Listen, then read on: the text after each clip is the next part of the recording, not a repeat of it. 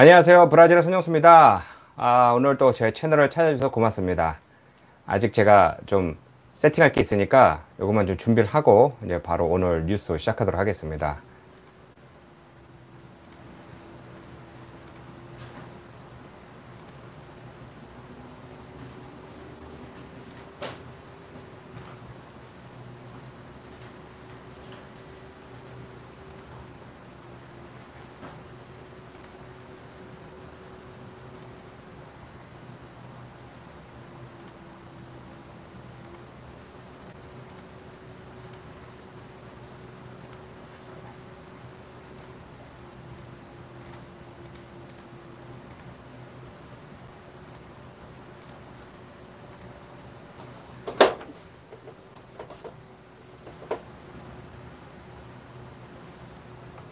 있으니까 요것만 좀 준비를 하고 이제 바로 오늘 뉴스 시작하도록 하겠습니다.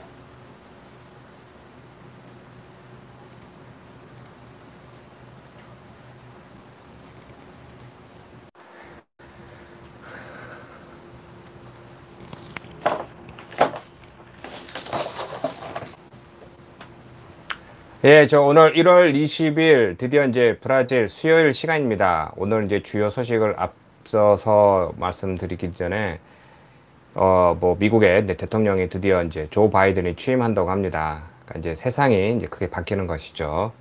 자, 지금 오늘 이제 중요 소식은요. 먼저 시작할 것은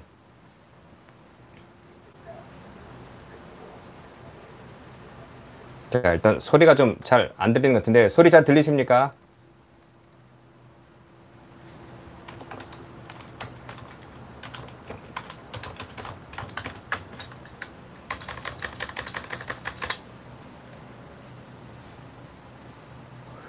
예, 일단 오늘 주요 소식 몇 가지를 먼저 이렇게 알려드리면서 이제 시작하겠습니다. 먼저 말씀드린 것과 같이 미국의 이제 조 바이든이 대통령이 이제 취임하였습니다. 그러니까 이제 이로 인해서 이제 세상은 이제 크게 바뀔 것입니다. 그러니까 누구는 뭐 일부는 아직도 뭐 바이든 대통령을 뭐 지지한다 뭐 이렇게 말씀하시는데요. 저도 이제 그분에 대해서 이제 뭐 반대한다, 지지한다 그런 개념이 아니라 새로운 이제 리더가 이제 전 세계를 또 이끌고 나갈 미국이란 힘을 또 발휘해서 이제 어떤 정책을 내놓을 것이 이제 그런 거에 대해서 이제 큰 기대가 큽니다. 이제 중요한 것은요, 오늘까지, 현재까지 나온 사항을 보면요, 이제 뭐 20만 명 이상의 이제 사망자가 발생하고, 또 연간, 그러니까 매일같이 이제 1000명 이상의 이제 사망자가 지금 늘고 있는 이제 브라질 현재 상황입니다. 지금 가장 크게, 사람들이 많이 죽어나가고 있는 지역 중에 하나인 이제 아마존 주도인 마나우스에서는 이 산소 호흡기가, 그러니까 이제 산소통이 모자라서 정말 고통을 많이 받고 있습니다. 오늘 조금 전에 나온 뉴스는 이제 같은 나라인데 마나우스라는 곳에서 이 상파울로나 이제 이런 다른 지역에서 물건을 갖다 주는 것보다 국경을 넘어선 그 베네수엘라가 더 가깝습니다. 그러다 보니 이제 베네수엘라에서 이제 급격하게 이제 이런 그 산소통을 이제 공급받아서 지금 뭐 도착을 했다. 그러니까 이제 시민들이 이제 산소 호흡기를 이제 연결할 수 있다. 뭐 이렇게 이렇게 말하고 있습니다. 왜냐하면 이제 생산량의 한 3배 정도 되는 게 이제 소요돼야 된다고 하니까 이 산소통이라는 것은 뭐 하루아침에 그냥 딱 만들 수 있는 것이 아닙니다. 이게 이 공급도 이제 굉장히 이제 까다롭고 만드는 것도 힘들다고 하니까 이게 잘 어려워서 사람들이 이제 제대로 맞춰가지 못하고 있는데요. 갑자기 뭐 산소통 막 만들어라 이렇게 만들 수 있는 것도 아니고 뭐 가까운 도시인 뭐 브라질 북동부 지역에서 뭐 배달 가는 것도 이게 쉽지가 않습니다. 그래서 많이 사람이 죽어 나가고요. 또 몇 명은 그 온 도시를 뒤져서 산소통을 뭐 들고 뛰고 등에 뭐 눈물 나는 그런 현상이 많습니다. 이게 지금 문제가 되는 게 연방 정부의 역할이 모자랐다라고 지금 엄청난 비판을 받고 있습니다. 무엇이냐? 그러니까 당연히 뭐 시장도 올해 1월 1일부터 새로운 임기를 시작을 했으니 그쪽에도 뭐 책임이 있다라고 하지만 연방 정부에서 운영하는 그러니까 이제 시스테마 우니코 데 사우지, 그러니까 수스라고 하는 그러니까 이제 모든 이제 그 보건을 책임지는 요번에 이제 특별 TF팀을 만들었을 때 이거 조금만 있으면은 마나우스에서 갑자기 다시 이제 이게 확진자가 늘 것이고 병원도 모자랄 것이고 또 중요한 것은 산소호흡기통도 모자랄 것이다 라고 미리 알고 있었는데, 주정부에서도 준비 못했고 시정부에서는 뭐 거의 책임이 없다라고는 할 수 없지만, 그것도 뭐 시작한 지 얼마 안 됐으니까 준비가 못했고, 연방정부에서는 알고 있었는데 공급을 원활하게 준비를 못해줬다, 뭐 이런 말이 있습니다. 그러니까 이렇게 해서 또 지금 뭐 주정부와 또 연방정부와 좀 싸움이 있기도 한데요. 하여튼 그런 이제 좀 안타까운 상황이고요. 백신은 지난 일요일 날 한국의 이제 식약처와 같은, 그러니까 안비사에서 이제 오후에 이제 발표를 했습니다. 그러니까 이제 현재까지 이제 등록 허가 절차를 밟고 있던 것이 이제 중국산 코로나박이라는 것과, 또 이제 그 옥스퍼드에서 또 이제 아스트라제네카라는 이제 제약회사와 이제 개발한 이제 약 두 가지가 있는데, 이 두 가지에 대해서 이제 오후에 안비사 이제 그 임직원들이 모여서 이제 허가를, 이제 절차를 이제 만장일치 통과를 했는데, 통화하자마자 오후 3시 반에 상파울로 주정부에서 주도하에 한 이제 간호사를 접종을 시작을 했습니다. 그러니까 처음이죠. 이제 브라질도 이제 백신을 이제 드디어 이제 접종을 시작한다라고 이제 말이 나왔는데요.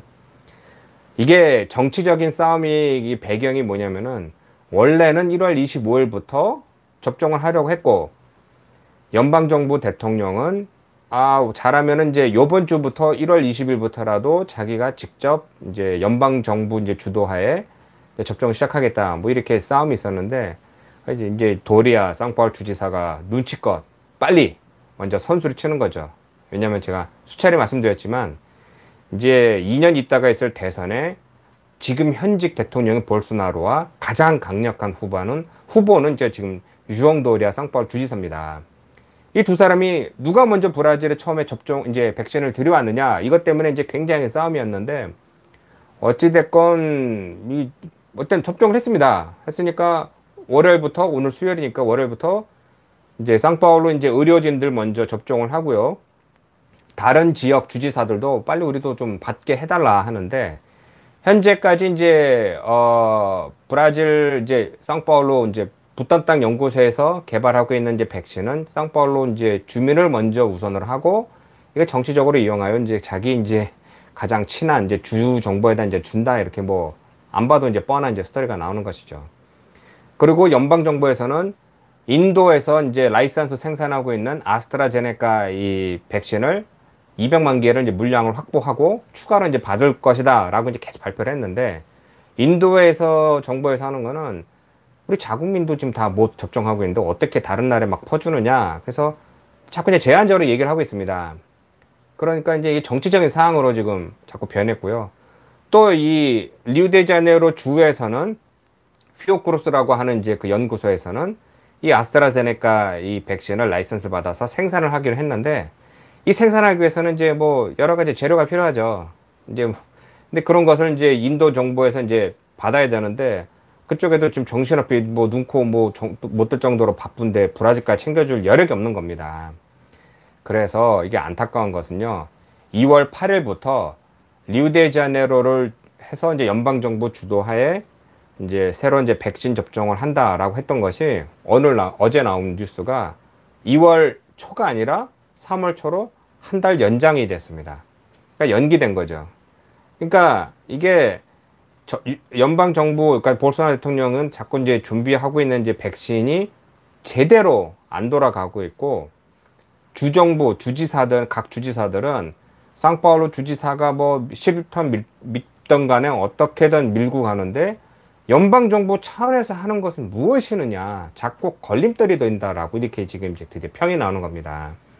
그래서 그 중에 하나가 볼소나로 대통령이 가장 지지하는 이제 트럼프 대통령, 그러니까 트럼프 대통령과 같이 뭐 어떻게 좀 해보려고 했던 건데, 트럼프 대통령이 이제 나갔으니까, 야, 우리도 이제 이 볼소나로 대통령을 이거 뭐 탄핵해야 되는 것이 아니냐라는 말이 얼마 전부터는 있었는데, 누구 입에서 나오기 시작했냐면은, 볼소나로 대통령은 좌나 우가 아닌 중도파라고 해서 센트롱이라는 이제 새로운 이제 세력을 자기가 만들었는데, 그 지지파 안에서도 벌써 이런 말이 나오는 겁니다.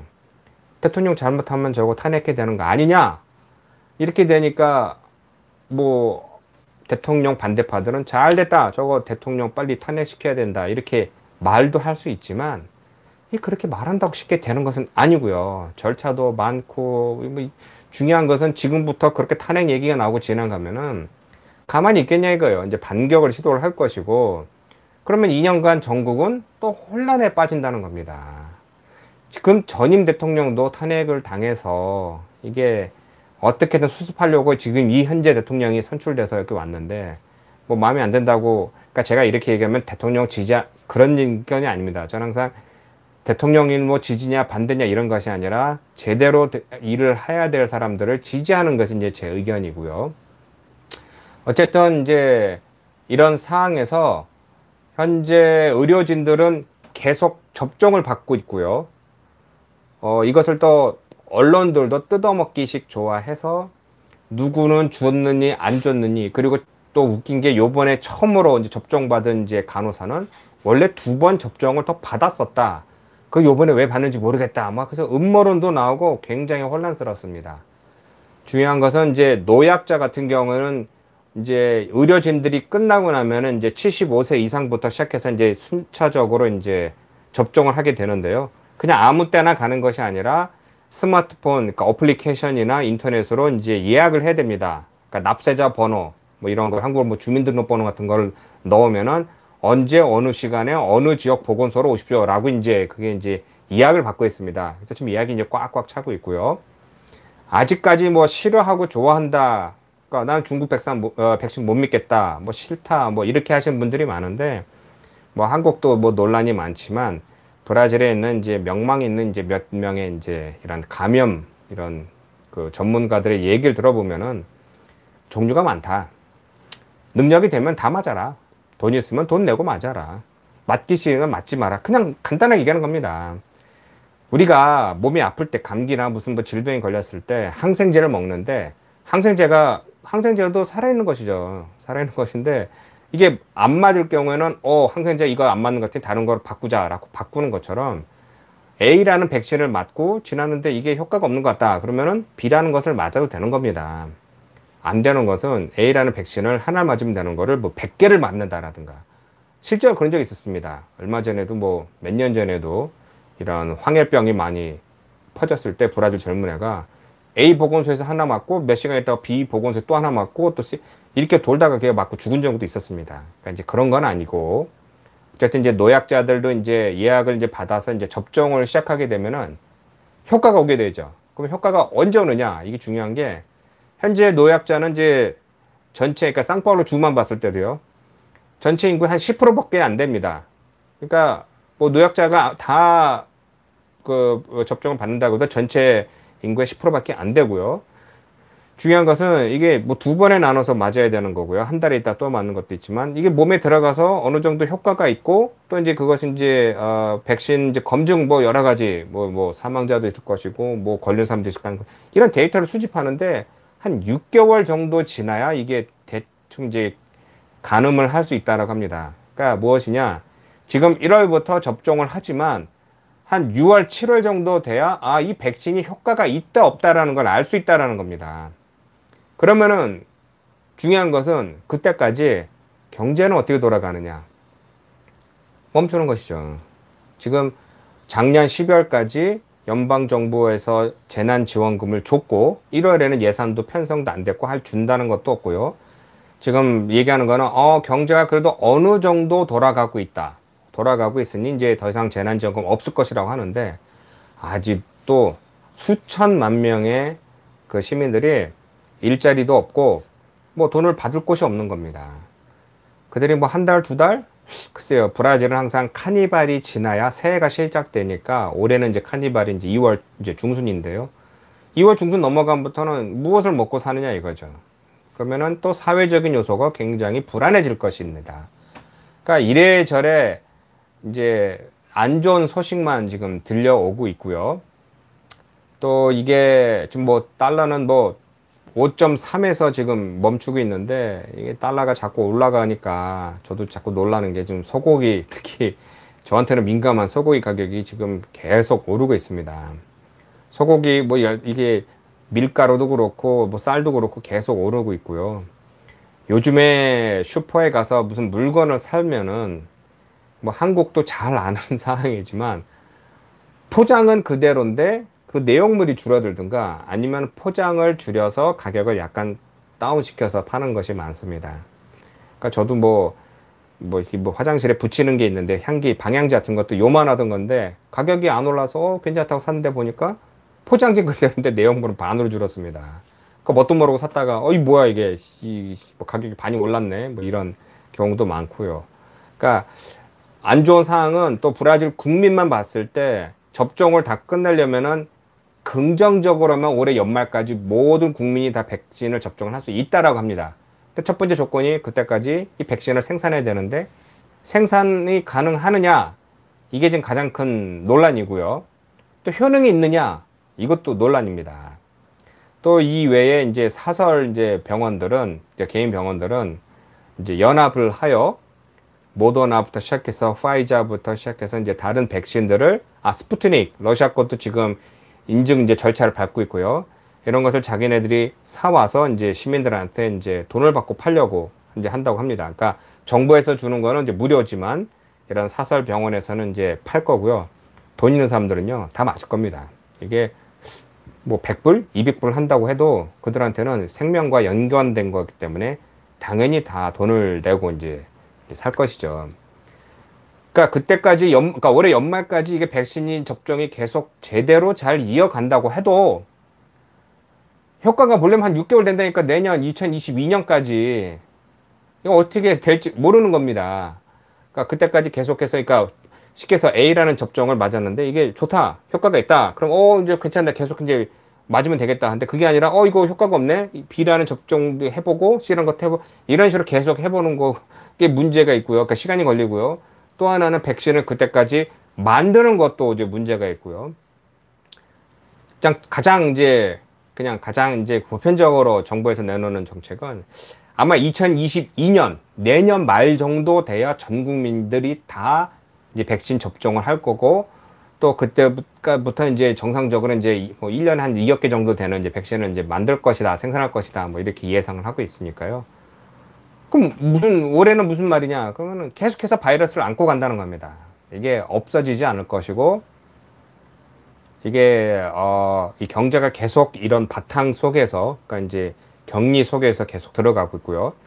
중요한 것은 이 격리가 많이 해이해져서, 이제 특히 이제 젊은 사람들 같은 경우에는, 안 하죠. 아직까지도 마스크를 안 쓰는 사람, 아니면 마스크를 써도 그냥 하나 가지고 그냥 계속 그만 쓰는 사람, 뭐 코에만 거는 사람, 아무 효과 없는 천조가리만 입어야 되는 사람 많고요. 또 젊은이들은 당연히 제가 뭐 여기뿐만 아니라 다른 나라도 그렇지만요, 뭐 40대 미만의 사람들은 만나야 됩니다. 사람은 연애도 해야 되고 사랑도 나눠야 되고 또 다른 사람들과 만나야 되고 이런 소통을 가지고 해야 되는데 그들 보고 집에만 있으라면 아니죠. 그러니까 저도 지금 여기 화면에 계속해서 이제 자료들을 떠놓고 이제 보고 있는데요. 그러니까 아직까지 제가 다 세팅이 다 못 됐습니다. 그러니까 저도 지금 사진 촬영하러 온 게 제가 만드는 요리책, 또 사진 찾느라고 지금 되게 정신이 없는데요. 시간이 이제 급하게 돼서 지금 달려와서 지금 촬영하고 있지만요. 이런 나중에 이제 다음 주가 될지 이제 어느 정도 시간 지나면요, 제가 이제 이 라이브를 하면서 뒷 배경으로 이런 자료들을 좀 올려드리는 그런 방안으로 지금 공부 중에 있습니다.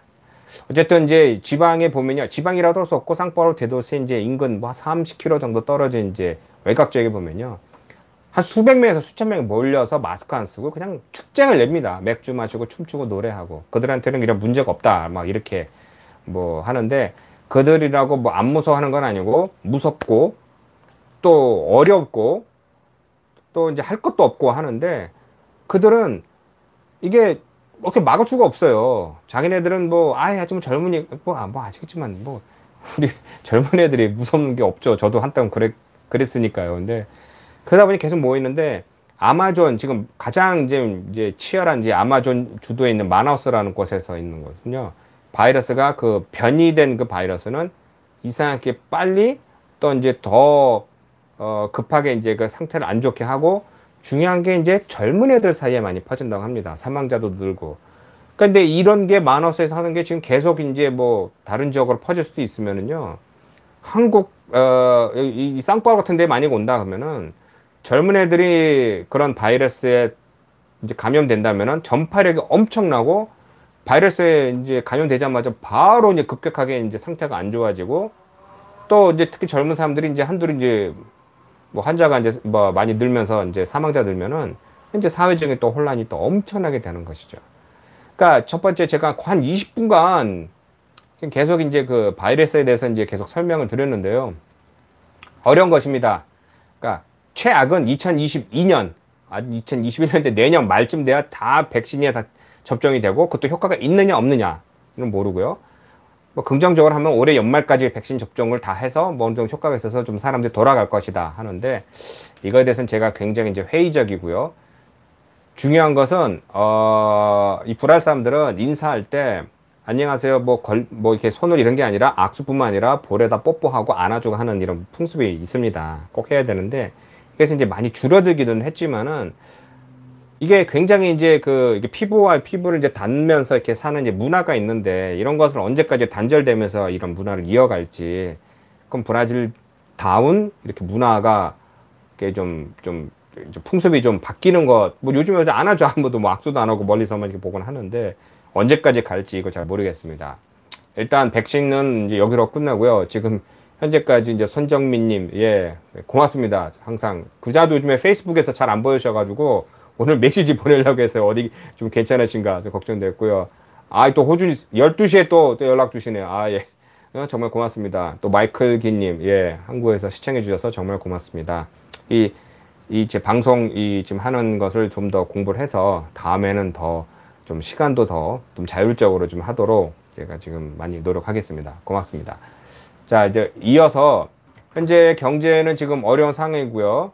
이런 상황에서 중요한 게 뭐 다 아시겠지만 이 비율을 그러니까 이런 사업을 할 때 야 그냥 비용만 줄이면 되지 않느냐 이런 게 대해서 이제 아니라는 것은 우리가 가장 잘 아는 사항은 인텔이죠. 인텔이 CFO가 이제 CEO가 되면서 그러니까 재무 담당자가 CEO가 되면서 그냥 막 비용을 막 줄이기 시작하니까 연구원들 다 나가고 적절한 투자가 일어나지 않으니까 만년 2년이었던 AMD한테 이제 밀려나기 시작을 했고 뭐 주가가 뭐 하락하다 보니까 요번에 다시 이제 그 연구원 출신의 CEO가 들어오면서 주가가 살아났다 이런 것도 있는 것처럼 이 브라질에서도 스마트 피트라고 하는 또 전국에 한 900개 정도 되는 이제 그 헬스장 이제 체인이 있습니다. 그러니까 집중적으로 이제 엄청나게 이제 성장을 했는데 3월 달부터 이제 격리가 시작했을 때 발표한 게 이제 매년 발표하지만 올해 수익이 좋습니다. 우리 회사는 수익이 좋아서 뭐 좋습니다. 뭐 계속 뭐 떠들었어요. 뭐 언론에 우리 뭐 건장하다 이런 식으로. 그들이 왜 그렇게 얘기를 했냐면은 그런 식으로 얘기를 해야 투자를 받고 자꾸 성장할 수 있으니까. 근데 그때가 왜 그렇게 됐냐면요. 3월, 4월, 이 3개월 동안 헬스장 문을 못 열었습니다. 직원 비용이 안 나가죠. 관리 유지비 안 나가죠. 또 그 대신에 소비자들한테는 이제 회원들한테 회원제를 끊어서 미리 선불로 받았기 때문에 돈은 들어왔고 나갈 건 없는 겁니다. 그러니까 이렇게 잘 된다라고 홍보를 하니까 어느 사람이 딱 보고 잠깐만 나 거기 몇 달 못 가고 있는데 돈을 미리 냈는데 그럼 환불해줘. 아니면 나 취소할래 했더니 취소를 하려면은 직접 전화를 해서 예약을 하고 직접 와야 된다. 전화가 안 되고요. 안 받고요.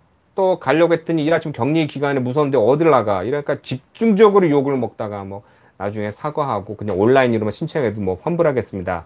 뭐 이렇게 해서 바가지를 먹은 겁니다. 그러니까 이런 상태에서 조금이라도 좀 이 생각을 좀 이익만 따지면 안 되고요. 그러니까 다른 사람한테도 어떻게 좀 도움이 될지 이 상황을 어떻게 우리 모두 극복해야 될지 이런 것을 사업과 접목해서 가야 되는데 뭐 한국에도 법이 있겠지만 여기서도 이럴 상태 뭐 처음에 초창기에 마스크도 한 4배, 5배 정도 폭리를 취하다가 여기는 폭리 취하면 이제 그 법이 있습니다. 이제 그렇게 되면 안 되니까 뭐 구속된 경우도 있고 하니까 이런 것을 좀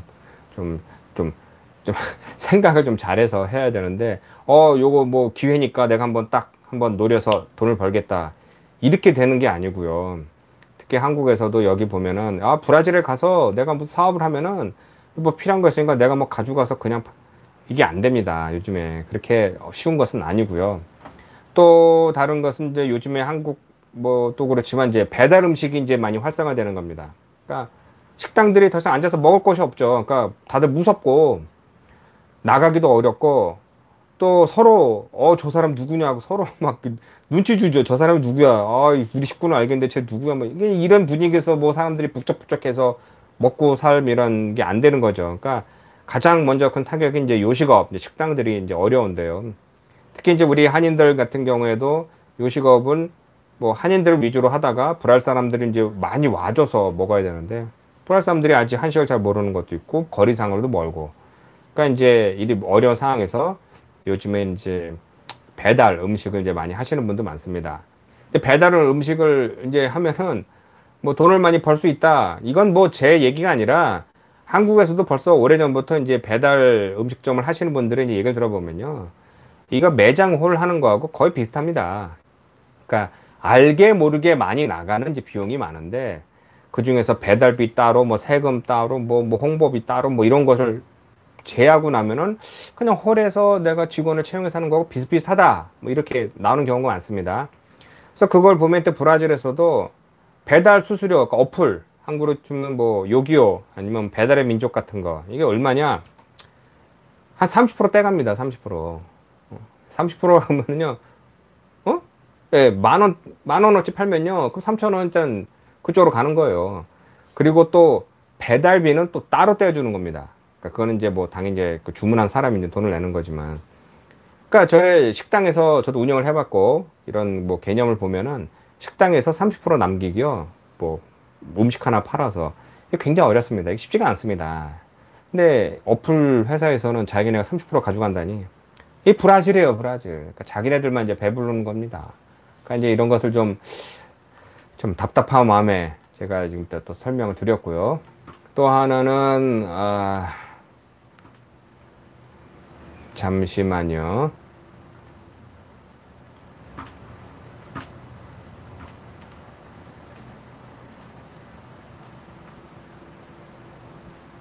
또 이제 얼마 전에 이제 포도 자동차가 드디어 이제 1919년에 브라질에 진출하였다가, 그러니까 이제 2021년이 됐으니까 이제 102년 만이죠. 이제 브라질에서 이제 철수한다고 합니다. 그러니까 이 얘기를 들었을 때, 거 봐라, 뭐 저거 나라를 망쳤다, 뭐 어렵다고 해서 대통령에 대해서 이제 많이 말씀을 하는데, 대통령의 문제가 아니라 포도 자동차의 문제는 오래됐습니다. 고질적이었습니다. 아니 뭐 한국도 있지만은 미국에서 하신 분들 알겠지만 포도는 이미 오래전부터 고질적인 문제가 많았습니다. 그러니까 이게 제대로 된 투자가 안 됐고, 그러니까 80년대만 해도 이 브라질에서 이제 1, 2위를 이제 다투는 이제 그런 이제 회사였습니다. 포도 자동차가. 왜냐면 이제 100년이 넘는 이제 역사를 가지고 있었으니까요. 그래서 이제 차를 많이 만들었고, 또 이곳에서 이제 폭스바겐과 둘이 공장을 또 따로 차려서 폭스바겐 제품을 또 라이센스 이제 생산해 주기도 하고, 둘이 또 합작을 하여 또 뭐 브라질 바겐 같은 차는 브라질에서만 생산하는 브라질 전형적인 모델 차를 만들기도 하는 등 엄청나게 잘 나가던 시절이었습니다. 이곳에 사시던 분은 이제 아시는데, 한 90년대만 해도 브라질 차에 이제 그러니까 왼쪽 있는데 백미러는 있는데 오른쪽 백미러는 없고, 또 이제 문이나 뭐 이거 다 수동이었고, 범퍼도 그 차 색깔이 아니라 그냥 검은 색깔, 그냥 가장 이제 싼 이제 차들만 이제 팔던 그런 시절이었는데요. 그때는 이제 엄청나게 잘 팔렸는데 투자를 제대로 못하고, 이게 제대로 된 이런 기술이 이제 없다 보니까, 그러니까 원래부터 이 브라질 뭐 중남미는 다른 선진국에서 잘 팔리고 하던 기술들을 두고 거기서 이제 단종된 모델들을 이제 가지고 와서 브라질에서 팔던 그런 시절이었습니다. 그러니까 사람들이 여기서의 뭐 이제 세국 정책이었으니까, 그러니까 다른 나라에서 물건도 안 들어오고, 그러니까 브라질 한동안 이제 오랫동안 수입을 안 하던, 그러니까 못 하던 그런 나라였으니까요. 그러니까 이제 여기서만 잘 팔았는데 갑자기 문을 열면서 새로운 이제 문물들이 들어오니까 차들이나 뭐 모든 기술이 다 오래된 것이죠. 안 좋은 겁니다. 그러다 보니 이 포드 자동차도 이제 시장에서 자꾸 이제 외면당하고, 어쨌든 이제 이게 지금 포드 자동차가 요 며칠 전부터 이게 어려운 게 아니라 한 십몇 년 전부터 굉장히 안 좋았어요. 또 새롭게 내놓은 모델도 없고 뭐 종류도 많지 않고, 그리고 생산량이, 그러니까 트럭까지 다 합치면 1년에 20만 대가 안 됩니다. 자동차 공장이요, 하나당 1년간 20만 대 이상은 나와야 공장이 제대로 운영되는데, 전국에 공장이 3개가 있는데 20만 대가 안 팔리는 겁니다. 그러면은 어떻게 될까요? 당연히 이제 공장 몇 개를 닫고 뭐 이런 식으로 계속 줄이다가 요번에 안 된다. 브라질을 떠난다. 브라질에서 이제 뭐 이게 시장을 완전 철수나는 거 생산은 안 하고 바로 또 인근에 있는 아르헨티나에 이제 공장이 있으니까 그 아르헨티나 공장에서 생산해서 브라질에 팔겠다. 또 브라질에서는 생산이 아닌 수입품 미국이나 이런 곳에서 가지고 오는 머스탱 뭐 이런 것을 마베릭 뭐 이런 차를 팔겠다. 뭐 이렇게 지금 내놓고 있습니다. 또 재미있는 것은요. 이 포드 헨리 포드 같은 경우에는 1919년이면 우리 한국은 뭐 진짜 일제 강점기 시절에 어두운 시절에 벌써 이제 공장을 차린 것도 있지만 왜 이런 브라질에 대해서 이제 많이 호응을 했냐면은 아마존 지역에서 이제 고무가 생산되니까 플랜테이션 그러니까 그것에 이제 엄청나게 큰 농장을 만들어서 브라질 사람들을 데려다 놓고 교육을 시키면서 이 농장을 운영하면서 고무를 원활히 수출하고 뭐 이런 꿈을 그 파라다이스 꿈을 꿨는데요. 뭐 포드도 그때 뭐 나이도 많이 들었었고요. 또 하나는 이제 이 플랜테이션 아마존이라는 이 아마존이라는 이런 아마존뿐만 아니라 모든 밀림은요. 이게 생각처럼 되지 않아요. 그러니까 땅을 이렇게 갈고 이런 길을 놓고 뭐 농장을 만든다고 해도요. 비 한 번 오면요. 다 쓸러가고요. 또 아니면 그 잠깐만 뭐 며칠만 시간 가면요. 그 나무 풀들이 엄청나게 자라서 다 쓸모없게 되는 겁니다. 또 지금은 뭐 알지만 그때만 해도 이런 잘 몰랐던 시절이라 왜 병에 걸린지 몰라서 많이 픽픽 쓰러져 나가 죽었는데 뭐 목이나 뭐 각종 질병이 많았던 것이죠. 어쨌든 이제 헨리 포드한테는 이제 아마 제가 어디서 읽었는데 뭐 그러니까 인생에서 가장 큰 이제 그 실패작이라고 하던 것이었는데요.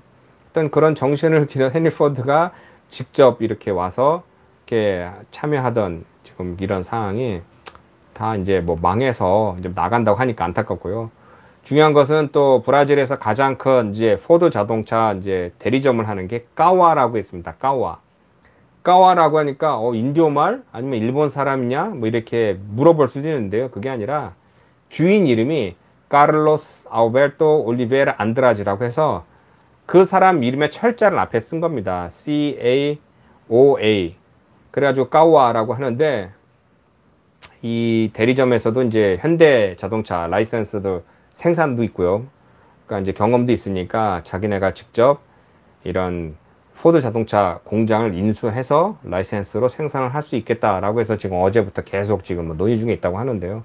까와도 저도 이제 경험이 한 10년 전부터 현대 자동차 여기 뭐 들어온다 했을 때 뭐 공장 제가 한국 사람이니까 공장 뭐 돌아가면은 뭐 부품 많이 필요하니까 좀 납품해라. 그래서 여행도 많이 다녔고 뭐 참여도 많이 해봤지만요. 자동차 만드는 게 뭐 호떡 찍듯이 뭐 하는 것은 아니니까 굉장히 고생한 기억이 있습니다. 어쨌든 간에 포드 자동차는 이제 브라질의 까와라는 이제 대리점에서 인수할 가능성이 굉장히 높습니다. 자, 그리고 또 하나는 이제 얼마 전에 이게 이게 좀 안타깝다고 얘기해야 될까요? 이 논문이 발표된 게 이제 독일의 본, 또 이제 영국의 이제 맨체스터 대학, 그리고 이제 브라질의 이제 FGV라고 하는 이제 경제 대학에서 오래된 이제 고서들을 이제 풀어서 확인해 보니까 브라질이 발전 못한 이유 중에 하나가 노예제도를 계속 유지해서 그렇다라는 것을 이제 발표했습니다. 그 이유는 노예제도는 18세기만 해도 뭐 브라질의 뭐 그러니까 19세기, 18세기, 19세기만 해도 전체 인구가 뭐 300만이었는데 노예가 한 100만에서 150만 명 정도였다. 그러니까 반이 이제 노예라는 거죠. 근데 이들은 글도 읽을 줄 알고 뭐 쓸 줄 알고 뭐 손재주 좋고 뭐 여러 가지 뭐 모든 걸 다 해야 되니까 뭐 상류층 빼고 일을 하던 사람이 있는데 그들한테 월급을 안 주는 거죠. 먹고 사는 것만 해주니까. 그러니까 이제 그들이 만약에 그런 자유가 있었다면은 시장도 형성이 되고 새로운 기술을 개발할 텐데 못했다. 그래서 브라질이 발전 못한 이유는 바로 노예제도가 이 남미에서 1888년도에 해방됐으니까 제일 늦게 해방됐고요. 또 지리적으로는 아프리카와 가까워서 한 490만 명의 이제 노예를 세상에서 제일 많이 데리고 온 그런 나라이기도 합니다. 그러니까 인구가 많은데 이 노예 해방을 빨리 했으면은 경제적으로 많이 호황했을 텐데 그것을 못했다라는 것이 이제 가장 큰 문제라고 이제 발표를 했습니다. 그러면서 이제 수출되는 게 이제 19세기에 마란형이라는 주와 세아라는 주가 이제 두 개가 있는데요.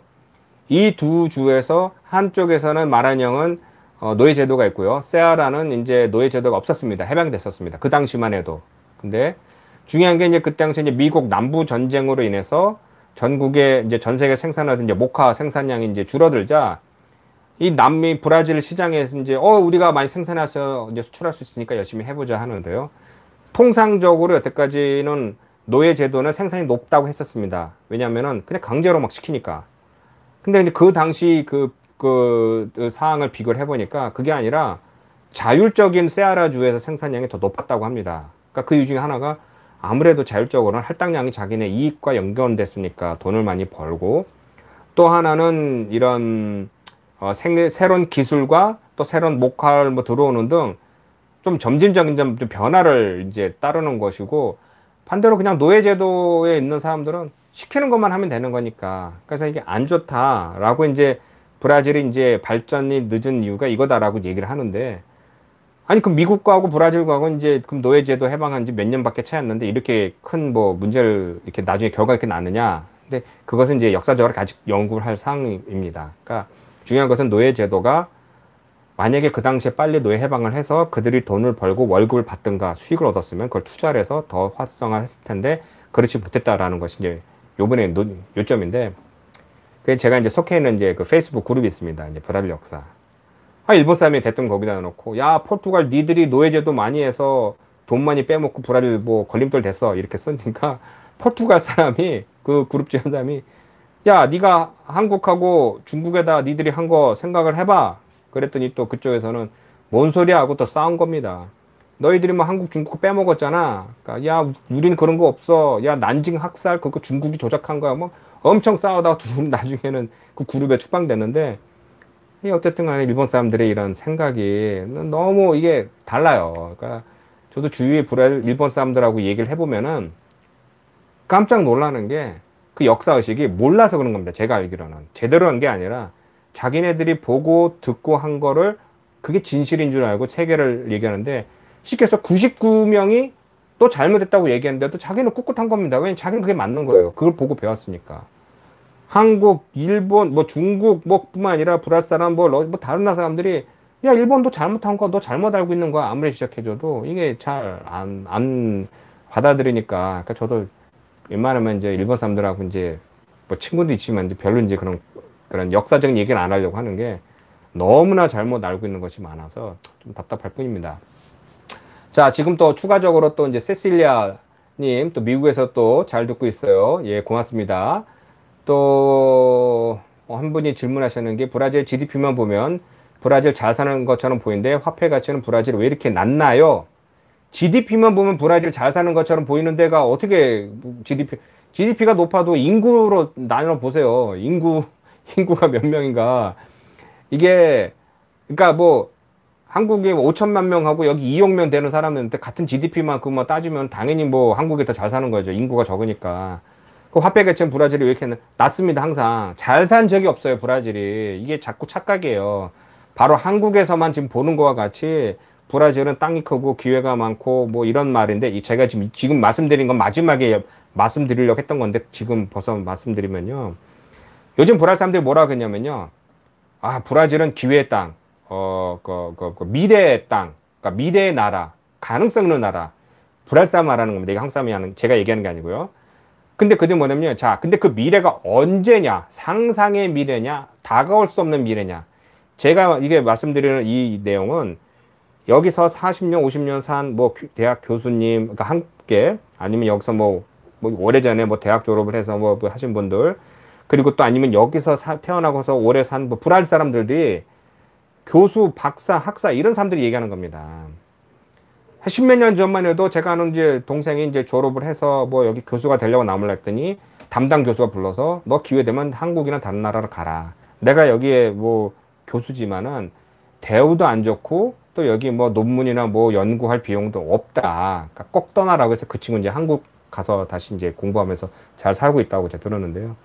이렇게 직접적인 말씀드리는 거는 이 지금 현재 있는 브라질에서 있는 이런 실질적인 이런 돌아가는 이런 시스템이 이게 어떻게 손을 댈 수 없을 정도로 망가졌다라는 것입니다. 그러니까 뭐 땅이 넓고 뭐 자원이 많고 뭐 하니까 뭐 가능성 있네. 그게 아니라 지금 현재 엘리트들이 있고 공부한 사람들이 봤을 때 이건 너무, 아니 80년대부터 이거 뜯어고친다 뜯어고쳤는데 80, 90, 2000, 2010, 이제 2020년이 됐으니까 안 변하는 거예요. 변할 수가 없고 너무 거대해지고 문제가 많은 겁니다.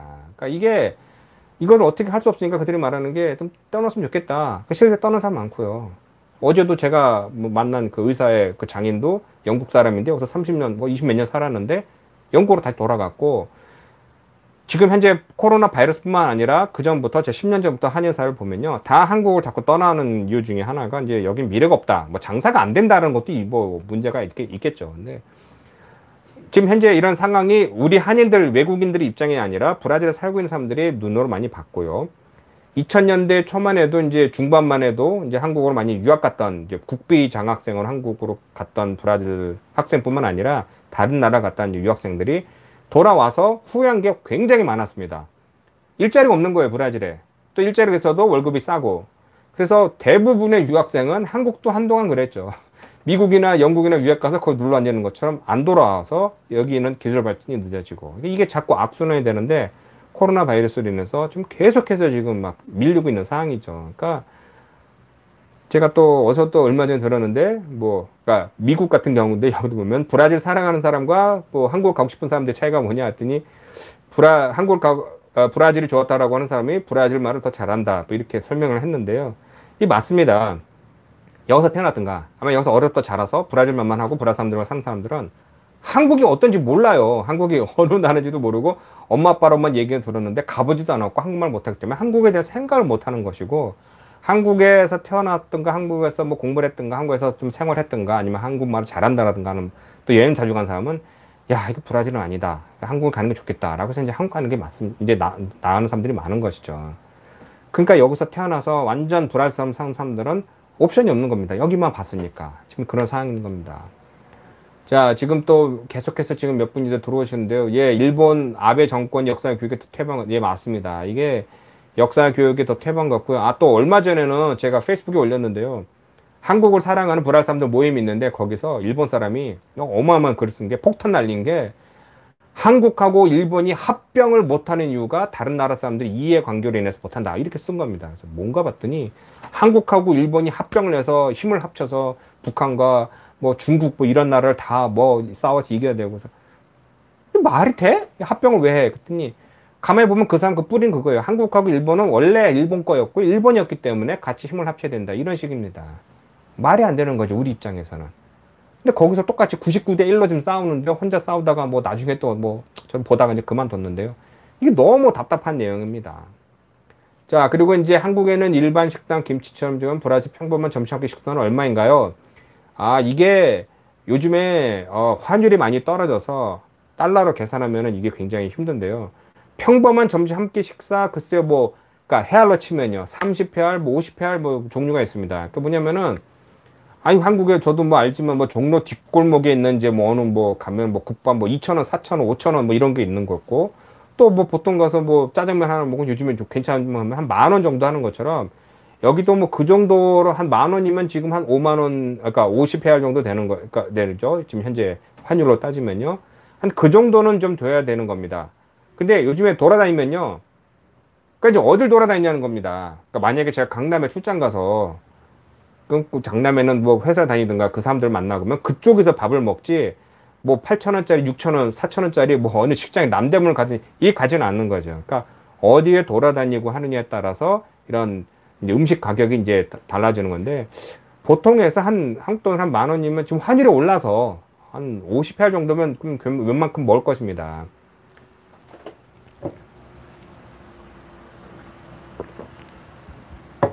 아, 대학은 거의 졸업을 못 합니다. 한 30%도 졸업을 못 하고요. 또 한 20년 전부터 대학이 이제 등록제가, 허가제가 아닌 등록제로 바뀌어서 사설 대학이 엄청 많습니다. 그래서 또 사설 대학도 뭐 한 달 학비가, 야, 뭐, 한국 돈으로 10만원만 내면 그냥 학원 같은 거죠. 뭐 졸업할 때까지 뭐 또 할부금 뭐 할인해주고 뭐 이런 게 있는데, 그 사설 대학을 졸업하던 숫자도 이제 한 5, 6년 전부터 줄어든 게, 경제 활동이 이제 줄어드니까 이제 어려워서 학원도 못 가는 경우도 있고, 또 이제 졸업한다고 해도 월급은, 그 제가 얼마 전에 제 동영상을 채널을 보시면요, 브라질 월급이 얼마 하는지 이게 나온 게 있습니다. 꼭 참고하십시오. 보면 한 1000불도 못, 그러니까 왜냐면 이게 좀 환율이 떨어져서 한 1000불도 못 되는 경우가 대부분 있습니다. 아, 또 마이클 김이 또 물어보셨는데 유대인들이 브라질 경제하고 관련 있지 않나요? 맞습니다. 브라질에서 가장 돈 많은 사람이 이제 사프라 가문인데요. 유대인이죠. 여기 살지도 않고 이제는. 근데 은행은 있고요. 그리고 또 유대인들이 우리가 지금 살고 있는 한인촌도 유대인촌이었습니다, 원래. 그래서 다 이곳에서 이제 살면서 이제 처음에 이민 와서 2차 대전 전후로 이제 이민 와서 이제 정착하다가 이제 다른 지역을 떠났는데요. 그래도 좀 계속해서 많이 하고 있고요. 또 중요한 거는 이제 100년 역사가 넘는 시리아 레바논교도 많습니다.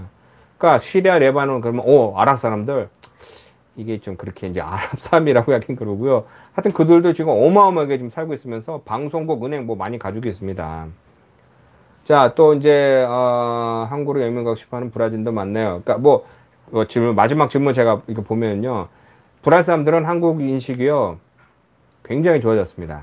그러니까 저는 이제 84년도 그때 이제 이민 나와서 이제 이 남미 생활을 하면서 이렇게 보면은요. 그러니까 지금의 한국에 계신 분들은 그러니까 지금 제가 알기로도 지금 채팅 여기 올리신 분들도 몇 분은 이제 이민 생활하시고 또 이 남미에서 사셨던 분인데 그때만 해도 거의 사람 취급만 안 받았죠. 이 남미에서는 뭐 너희들 뭐야? 뭐 너희들 나라 가. 뭐 이런 것이었는데 시간이 지나면서 한국이란 위상이 올라가고 경제가 올라가면서 그 다음에는 관심이 없다가 지금은 많이 배우고 가고 싶어 합니다. 제가 수차례 말씀 이렇게 드렸지만은 이 브라질 사람들은요, 그러니까 우리 브라질뿐만 아니라 전 세계적인 케이팝 이런 한류 문화 붐은요 정말 무섭습니다. 이게 뭐 17세기, 18세기, 19세기 뭐 그때 보면은 중국과 일본 문화가 유럽에서 유행할 때는 상류층에서 중국식 도자기, 뭐 일본식 뭐 그림 뭐 이런 걸 해놓고 상류층들이 뭐 이렇게 환상 속에 있던 시절이었다면은 지금의 한류는 그거와 달리 상류가 아닌 그냥 일반인들이 한국 거를 좋아해서 한국 걸 따라해서 한국말을 하고 한글을 쓰고 하는 등입니다. 그러니까 이게 위에서 몇 명의 이제 상류층이 좋아하는 것이 아니라 중상인들이 굉장히 좋기 때문에 한국말 사람 엄청 많아요. 브라질 애들이 또 쓰고 저하고 친구하자 그러고 뭐 별별 많고요. 제가 그걸 어디하고 자꾸 비교하냐면요. 이곳에 살고 있는 2세나 이렇게 우리 한인들 1.5세나 2세를 보면요. 그들보다 한국어 더 잘하고 더 많이 하고 더 써요. 그리고 이 중남미에서도 제가 몇 개 사례를 봤지만 그쪽 지역, 브라질 사람 같은 경우에도 한식당을 만들고 한국어를 가리킵니다. 브라질 사람 한국 가서 대학 졸업하고 와서요. 브라질 사람들은 한글을 가르쳐요. 우리 한국, 우리 2세는 뭐를 못 쓰는데. 그런 것처럼 이게 굉장히 많은 발전을 일으킨 이런 우리 한류 문화 때문에 요즘에 웬만해서는 굉장히 누구나 다 알고 또 좋아하고 또 이렇게 될 수 있으면 이제 배우고 싶어 하는 그런 나라입니다. 브라질에서 또, 이송아님 또, 고등학교를 다니고 있어 관심 있게 보고 있습니다. 브라질에서 대학 졸업, 진학을 하고 살아가는데 조금은 걱정이 되네요. 하는데, 제가 이걸 다시, 제가 질문 드릴게요. 왜 브라질에서 대학을 진학하고 살아가고 싶어 하시는지. 자, 이게 왜냐면요. 일단은 60년대 우리가 이제 이민을 나왔죠. 그때 우리 한국은 뭐, 국민소득이 채 500불이 안 되던 시절이었죠. 어려운 시절을 지나서 또 80년대 호황기를 지나서 우리가 한인 사회가 엄청 커졌습니다. 근데 지금도 그렇지만 항상 우리들의 목적은 브라질이 아닌 미국이었습니다. 이건 누구나 부정할 수 없는 겁니다. 중남미 누구나 다 다른 나라에서 돈 벌다가 마지막 미국이라는 종점에 가기 전에 마지막 브라질에 와서 경제 규모를 좀 늘려서 돈을 많이 벌고 공부도 하고 좀 해서 미국을 가는 것이었습니다. 근데 미국을 왜 갔을까요? 그 당시만 해도. 지금도 그렇지만 나라가 크고 뭐 국민소득도 높다. 뭐 사람대로 살 수 있다. 뭐 한다. 뭐 이렇게 해서 가는 거였습니다. 근데 지금은 어떨까요? 얼마 전에도 나왔지만 한국은 이제 GDP가 44,000불 넘었다고 나왔죠. 아니 한국이 좋을까요? 지금 미국이나 LA나 뉴욕이나 살면 더 나을까요? 그 당시엔 우리가 1,000불, 2,000불, 아니면 10,000불 이하 그때 국민소득 됐을 때는요. 미국이라는 나라가 굉장히 선진국이었지만 지금은 반대로 한국 가면 한국이 더 잘 사는 거죠.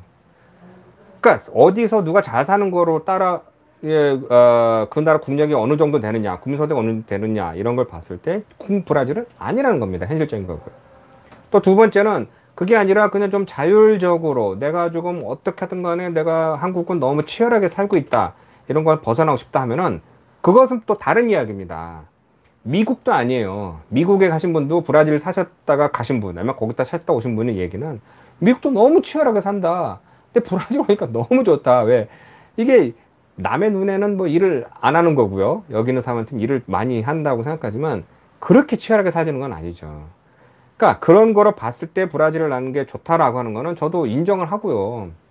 제가 이제 올해 이제 47을 했으니까 이제 48 이제 만으로 48살 이제 할 건데요.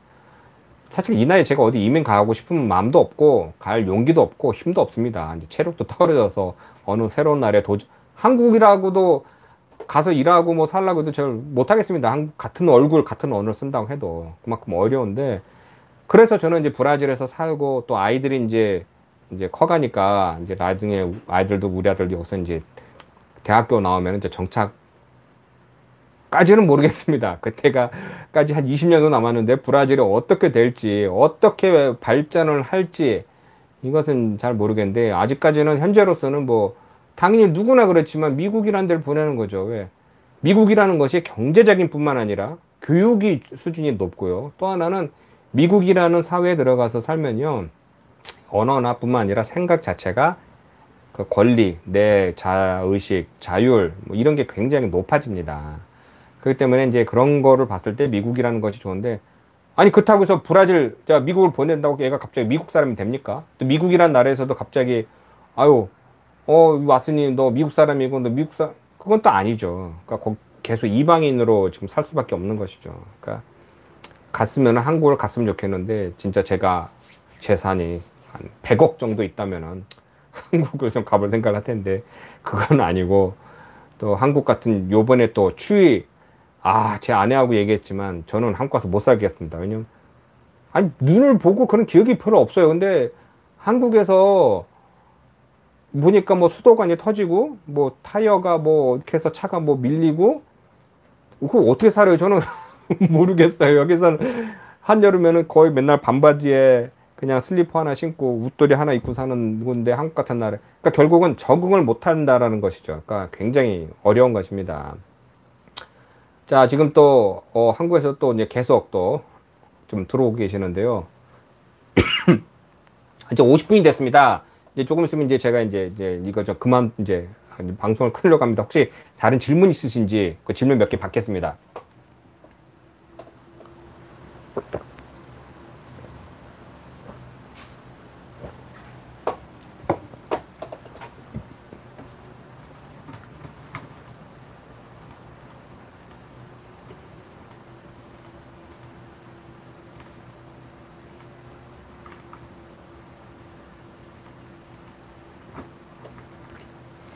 그리고 또 하나, 이 브라질이 요번에 혹시 아시는지 모르겠지만 그 옛날에 유행했던 그 빅브라더, 그 리얼리티 시초, 사람들 뭐 모아놓고 그들이 이제 생활을 24시간 이제 관찰하면서 나중에 뭐 그 중에 1회를 뽑는 거. 21년도 또 한답니다. 그러니까 2000년부터 시작을 해서 지금 21년째 지금 이어오고, 지금 전국적으로 사람들이 그걸 보면서 올해는 또 누가 또 챔피언이 되냐 하는데, 아니 20년 된 그 프로그램을 계속해서 하는 거와 이걸 하게 되면 사람들이 그냥 온 전 국민이 그냥 몇 달 동안 거기에 매달리는 겁니다. 그러니까 이렇게 보면은 뭐 인기 프로그램이 있지 않냐. 근데 저는 그게 너무 수준이 낮는 거예요. 이걸 왜 하는지, 이걸 왜 보는지, 국민들 거기에 또 왜 목을 매는지. 21년이 됐는데 이 프로그램을 계속 한다라는 게, 브라질 이제 방송도 안 보는 지가 오래됐지만, 그러니까 너무 자꾸 정체되고 하는 거. 아니 우리 그 한국 방송도 보면 새로운 카메라 기법이나 새로운 무대 뭐 이런 게 있는데, 여긴 80년대 하던 거 90년대 하던 걸 그대로 계속 하니까 이게 참 답답합니다. 또 하나는 지금 현재 브라질 사회에서 지금 어려워지고 있던 돈 버는 거에 보면요, 뭐 전체적인 뭐 생산량이 5%씩 다 하락합니다. 뭐 상업계, 뭐 공업계, 또 전체 뭐 GDP 뭐 5% 하락했는데, 유일하게 돈 번 거는 농수산품입니다. 농수산품. 그래서 브라질 농업이죠. 그거는 뭐 제가 말씀드렸지만 그건 뭐 생산 안 한다고 안 먹는 게 아니잖아요. 먹고 살아야 될 거예요, 그거를. 그래서 농업은 작년에 한 2.2%좀 성장했다고 합니다. 그러니까 지금 계속 뉴스 나오는 데서 야, 농산품에다가 이제 투자를 해라. 그럼 어떻게 하느냐? 그건 뭐 당연히 뭐 은행이나 투자은행이나 아니면 증권 뭐 이렇게 뭐 그런 투자 회사에다가 이제 물어보시면은 아, 브라질 펀드가 아니라 브라질 뭐 농산품 이게 엄청 뭐 지금 올라가고 있단다. 그거 좀 한번 알아보자라고 하면 좀 좋을 것입니다. 제가 지금 시간이 자꾸 없어서 못 하고 있는데요. 지금 여기 브라질에 이제 미래에셋 법인이 나와 있는데요. 그래서 거기서 한번 이제 인터뷰를 좀 해서 브라질 투자를 좀 어떻게 하는 것이 좋은지 이런 내용을 제가 또 추스려서 여러분에게 올리겠습니다. 오늘 이제 방송은 이제 여기까지 이제 그만하겠습니다. 이제 저도 한 55분간 떠들었는데요. 사실 지금 거실에서 지금 제가 사진 촬영을 좀 많이 준비하고 있어서 그것을 좀 지속대로 해야 됩니다. 오늘 이렇게 또 방송 시간에 와주신 분 고맙습니다. 다음 방송은 아직까지는 이제 다음 주 수요일 날, 그러니까 한국 시간으로 이제 저녁 10시, 브라질은 아침 10시에 일단 예약은 해놓겠습니다. 그러니까 다른 이제 또 이런 또 변동사항이 있으면은 미리 또 알려드리고 여러분에게 또 이제 공유하겠습니다. 저 오늘도 뭐 많이 시청해주신 여러분 정말 고맙습니다. 다음 주에 또 뵙겠습니다.